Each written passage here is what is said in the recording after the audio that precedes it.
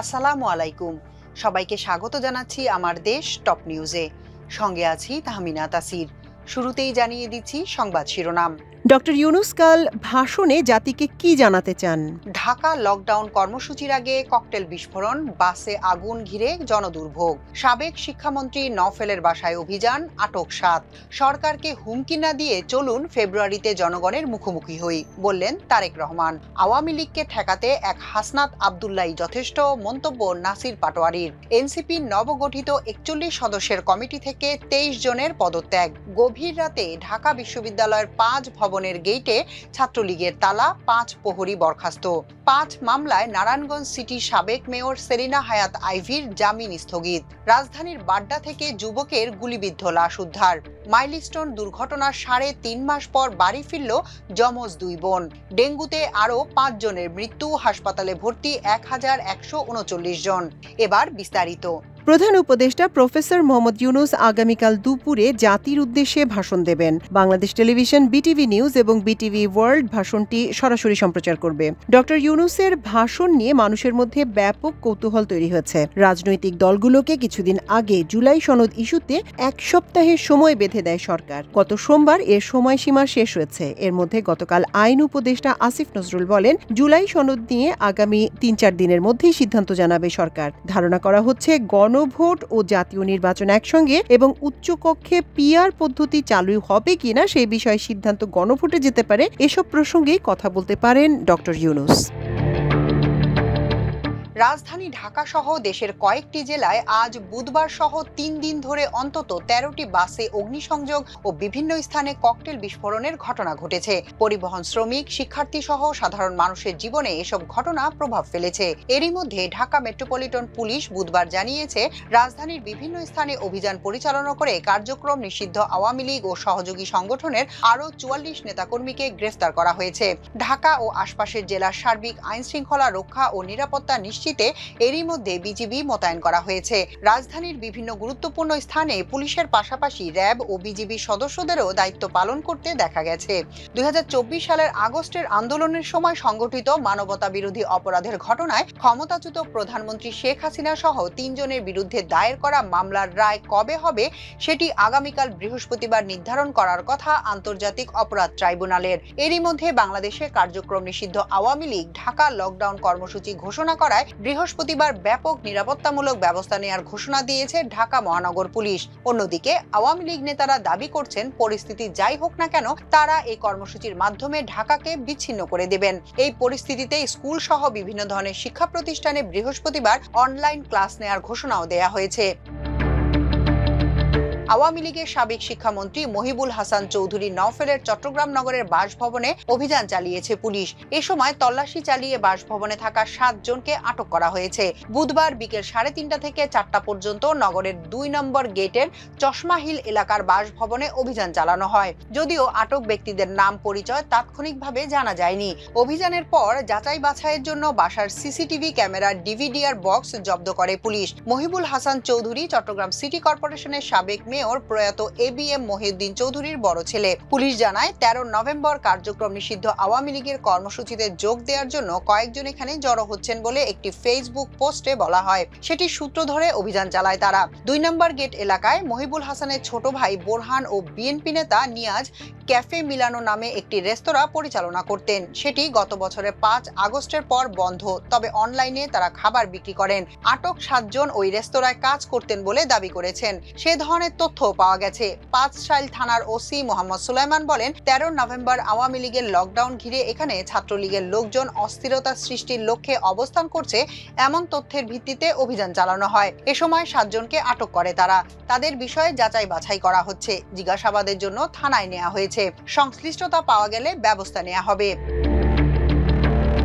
বিএনপির ভারপ্রাপ্ত চেয়ারম্যান তারেক রহমান বলেছেন, বর্তমান অন্তর্বর্তী সরকারকে হুমকি না দিয়ে চলুন ফেব্রুয়ারিতে জনগণের মুখোমুখি হই। বুধবার বাংলাদেশ চীন মৈত্রী সম্মেলন কেন্দ্রের ঐতিহাসিক ৭ নভেম্বর জাতীয় বিপ্লব ও সংহতি দিবস উপলক্ষে বিএনপি আয়োজিত আলোচনা সভায় একথা বলেন তিনি। তারেক রহমান বলেন, ভবিষ্যতে যেন আর কেউ দেশ ও জনগণের অধিকার হরণ করতে না পারে, দেশকে যেন কেউ আর তাবেদার রাষ্ট্রে পরিণত করতে না পারে, এটি হোক আমাদের ৭ নভেম্বরের অঙ্গীকার। এই অঙ্গীকার বাস্তবায়নের জন্য প্রয়োজন জাতীয় ঐক্য। তিনি আরো বলেন, জাতীয় ঐক্যকে যদি সমুন্নত রাখতে চাই তাহলে আমাদের 7 নভেম্বরের মতো সিপাহী জনতার বিপ্লবী চেতনা মনে প্রাণে ধারণ করতে হবে। প্রতিটি বিপ্লবের একটাই আকাঙ্ক্ষা ছিল, সেই আকাঙ্ক্ষা ছিল মানুষের রাজনৈতিক অধিকার প্রতিষ্ঠা করা। কার্যক্রম নিষিদ্ধ আওয়ামী লীগের আগামীকালের লকডাউন ঘিরে দেশের মানুষের আতঙ্কিত হওয়ার কোনো কারণ নেই বলে মন্তব্য করেছেন জাতীয় নাগরিক পার্টি এনসিপির মুখ্য সমন্বয়ক নাসিরউদ্দিন পাটোয়ারি। তিনি বলেন, আগামীকাল সব দল মাঠে থাকবে, আর আওয়ামী লীগকে মাঠে ঠেকাতে এনসিপির এক হাসনাত আব্দুল্লাহই যথেষ্ট। এটা নিয়ে আপনাদের কোনো টেনশন নেই। দেশে তাদের মরণ হয়ে গেছে, এখন দুর্গন্ধ ছড়াচ্ছে। বুধবার বিকেলে এক অনুষ্ঠানে এসব কথা বলেন তিনি। নির্বাচনের আগে গণভোট ও জুলাই জাতীয় সনদ বাস্তবায়নের আদেশ জারি সহ 5 দফা দাবির বিষয়ে জামায়াত সহ 8 দলকে উদ্দেশ্য করে নাসিরউদ্দিন পাটোয়ারি বলেন, আপনারা এই দাবি আদায় না করে ঘরে ফিরবেন না। জাতীয় নাগরিক পার্টির এনসিপির যুব সংগঠন জাতীয় যুব শক্তির নোয়াখালী জেলা শাখার নবগঠিত আহ্বায়ক কমিটির ঘোষণার কয়েক ঘন্টার মধ্যেই দফায় দফায় পদত্যাগের ঘটনা ঘটেছে। বুধবার সকালে পদত্যাগের বিষয়টি নিশ্চিত করেছেন কমিটি ঘোষণার পরই প্রথম পদত্যাগ করা সিনিয়র যুগ্ম আহ্বায়ক ইয়াসিন আরাফাত। মঙ্গলবার রাতে সংগঠনটির ভেরিফাইড ফেসবুক পেজে 41 সদস্যের আহ্বায়ক কমিটির অনুমোদন প্রকাশ করা হয়, কিন্তু প্রকাশের পরপরই ফেসবুক স্ট্যাটাসের মাধ্যমে একে একে 23 নেতা পদত্যাগের ঘোষণা দেন। কমিটি ঘোষণার পর প্রথমেই পদত্যাগ করেন ইয়াসিন আরাফাত। তার পরপরই যুগ্ম সদস্য সচিব এক ব্যতীত অন্য সব যুগ্ম সদস্য সচিব, সিনিয়র যুগ্ম সদস্য সচিব সহ একাধিক পদধারী নেতাকর্মী একযোগে পদত্যাগ করেন। পদত্যাগকারীদের অভিযোগ, কমিটিতে ত্যাগী নেতারা উপেক্ষিত হয়েছেন। কার্যক্রম নিষিদ্ধ থাকা আওয়ামী লীগের ঢাকা লকডাউন কর্মসূচি ঘিরে ঢাকা বিশ্ববিদ্যালয়ের 5 ভবনে তালা দিয়েছে নিষিদ্ধ ঘোষিত সংগঠন ছাত্রলীগ। মঙ্গলবার গভীর রাতে চারুকলা অনুষদ, পুষ্টি ও খাদ্য বিজ্ঞান ইনস্টিটিউট, কার্জন হল গেট, বিজ্ঞান ভবন এবং শিক্ষা ও গবেষণা ইনস্টিটিউটের গেটে তালা দেওয়ার ঘটনা ঘটে বলে জানিয়েছেন প্রক্টর অধ্যাপক সাইফুদ্দিন আহমদ। তিনি বলেন, গতকাল রাতে এই ঘটনা ঘটেছে। আমরা সাময়িকভাবে সেই স্থানগুলোর গার্ডদের প্রত্যাহার করেছি। এখন সহকারী প্রক্টররা এসব বিষয়ে তদন্ত করে দেখছেন। জড়িতদের কাউকে ছাড় দেয়া হবে না। নিষিদ্ধ ঘোষিত ছাত্রলীগের ঢাকা বিশ্ববিদ্যালয় শাখার সভাপতি মাঝহারুল কবির শয়ন ফেসবুকে 5 ফটকে তালা দেওয়ার ছবি শেয়ার করে লকডাউন সফল করার আহ্বান জানিয়েছেন। এদিকে আওয়ামী লীগের কর্মসূচি ঘিরে আইনশৃঙ্খলা বাহিনী শক্ত অবস্থানে রয়েছে বলে জানিয়েছেন স্বরাষ্ট্র উপদেষ্টা জাহাঙ্গীর আলম চৌধুরী। মঙ্গলবার তিনি বলেছেন, 13 তারিখের ঘটনা নিয়ে আইনশৃঙ্খলা বাহিনী শক্ত অবস্থান নিয়েছে, শক্ত অবস্থানে থাকবে, পরিস্থিতি নরমাল থাকবে, কোনো ধরনের আশঙ্কা নেই, সন্ত্রাসীদের কোনো ছাড় নেই, ছাড় দেয়া হবে না। 5 মামলায় নারায়ণগঞ্জ সিটি কর্পোরেশনের সাবেক মেয়র সেলিনা হায়াত আইভীকে দেওয়া হাইকোর্টের জামিন স্থগিত করেছেন চেম্বার আদালত। বৈষম্য বিরোধী আন্দোলনকে কেন্দ্র করে পোশাক শ্রমিক মিনারুল হত্যা মামলা সহ 5টি মামলা রয়েছে তার বিরুদ্ধে। আগামী 17 নভেম্বর এসব মামলার শুনানি আপিল বিভাগে অনুষ্ঠিত হবে। বুধবার আপিল বিভাগের চেম্বার জজ আদালতের শাখায় এ আবেদন করা হয়। আদালতে আইভীর পক্ষে জ্যেষ্ঠ আইনজীবী সারা হোসেন শুনানি করেন। সঙ্গে ছিলেন আইনজীবী SM হৃদয় রহমান। এর আগে মিনারুল হত্যা মামলা সহ 5টি মামলায় আইভীকে জামিন দেন হাইকোর্ট। তার জামিন প্রশ্নে জারি করা রুল যথাযথ ঘোষণা করে বিচারপতি ASM আব্দুল মবিন ও বিচারপতি সগির হুসাইনের সমন্বয়ে গঠিত হাইকোর্ট বেঞ্চ। রাজধানীর মধ্যবাড্ডার এলাকার কমিশনার গলির একটি ম্যাচ থেকে মামুন শিকদার নামের এক যুবকের গুলিবিদ্ধ লাশ উদ্ধার করেছে পুলিশ। মাদক সংক্রান্ত কারণে তাকে হত্যা করা হয়ে থাকতে পারে বলে ধারণা করছে পুলিশ। পুলিশ বলছে, বাড্ডার একটি বাসায় মঙ্গলবার দিবাগত রাত 3টার দিকে মামুন শিকদার গুলিবিদ্ধ হন। যে বাসায় তিনি গুলিবিদ্ধ হন সেটি আরেকজনের বাসা ছিল। মরদেহ উদ্ধারের সময় ওই বাসা থেকে ইয়াবা পাওয়া গেছে, যার কারণে মাদক সেবন বা কেনাবেচা সংক্রান্ত কারণে এই হত্যাকাণ্ড হতে পারে বলে ধারণা করা হচ্ছে। বাসায় 2 জন ব্যক্তি থাকতেন, তারা হত্যাকাণ্ডের পর পালিয়ে গেছেন। পুলিশ তাদের শনাক্ত করে গ্রেফতারের চেষ্টা করছে। এ বিষয়ে বাড্ডা থানার ওসি হাবিবুর রহমান বলেন, নিহত মামুন শিকদার পেশায় একজন গাড়ি চালক। তিনি পটুয়াখালী জেলার দুমকি উপজেলার আলগি গ্রামের আব্দুল খালেক শিকদারের ছেলে। বুধবার ভোরে মামুনের লাশ উদ্ধার করে ঢাকা মেডিকেল কলেজ হাসপাতালে পাঠানো হয়। ময়নাতদন্তের পর বিস্তারিত জানা যাবে। জাতীয় বার্ন অ্যান্ড প্লাস্টিক সার্জারি ইনস্টিটিউটে প্রায় 3.5 মাস চিকিৎসাধীন থাকার পর বাড়ি ফিরেছে মাইলস্টোন স্কুল অ্যান্ড কলেজে প্রশিক্ষণ বিমান বিধ্বস্তের ঘটনায় আহত 10 বছর বয়সী যমজ শিশু সারিনা জাহান সায়রা ও সাইবা জাহান সাইমা।